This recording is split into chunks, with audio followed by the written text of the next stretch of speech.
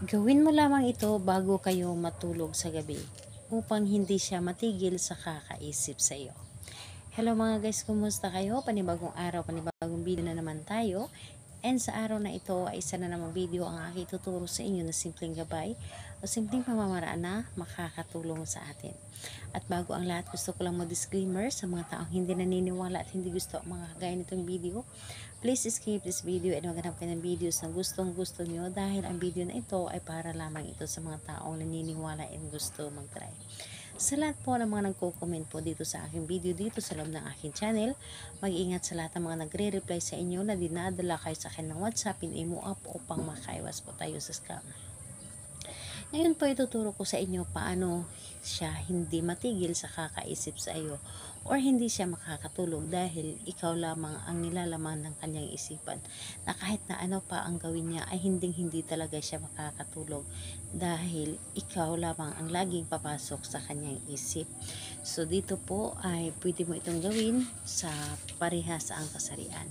So, lalo na kapag kayo ay magka-LDR, pwede mo itong gawin sa kanya para wala siyang ibang laman ng kanyang isip kundi ikaw lamang. So, ang dapat nating ihanda dito is sarili lamang natin, and wala tayong gagamitin kundi sarili lamang natin. Kailangan na alam natin sa ating sarili na malakas yung energy natin, alam natin sa ating sarili na naniniwala tayo sa ating ginagawa, and hindi tayo nagdududa na para bang hinihila tayo na gawin natin ang isang bagay o ang isang ritual. So, ayun po, kapag ready ka na, ay pwede mo na itong umpisahan kapag alam mo na sa iyong sarili na para bang, or alam mo sa iyong sarili na hindi ka nagdududa sa dapat mong gawin. So, ayun po, kapag ikaw ay nasa loob na ng iyong kwarto or nasa loob na or nasa higaan ka na, kahit ikaw ay nakaupo, ikaw ay nakahiga, pwede mo itong gawin. Ang gagawin mo lamang dito, una, titigan mo lamang ang kanyang larawan ng mga ilang segundo. And pagkatapos nun, kapag natitigan mo na ang kanyang larawan ng mga ilang segundo, pumikit ka lamang. Pumikit ka at isipin mo siya ng may buong pagmamahal. Isipin mo siya na walang ibang laman yung isip mo kundi siya lamang at sa puso mo.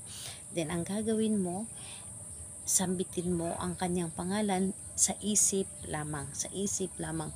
Sambitin mo ang kanyang pangalan at apelyido at sabihin mo, hindi ka matigil sa kakaisip sa akin. 7 beses yun. Again po, pangalan, apelyido, hindi ka matigil sa kakaisip sa akin hanggang matapos ang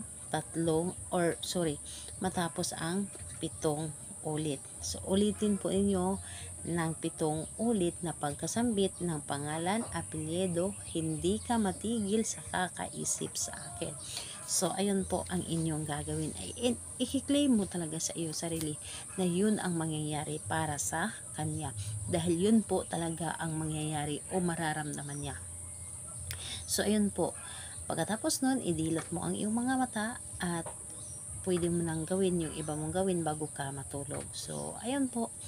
Or talagang papatulog ka na, yun po ang gagawin ninyo. So, kailan ito pwedeng gawin? Gawin ito sa kahit anong araw at oras. Pwede po. Basta malakas lamang ang inyong energy. Napaka-effective nito. Maniwala kayo dahil ito ay lagi kong ginagawa sa aking asawa. So, ayun po. Salamat po sa inyo. Bye-bye everyone. God bless us all.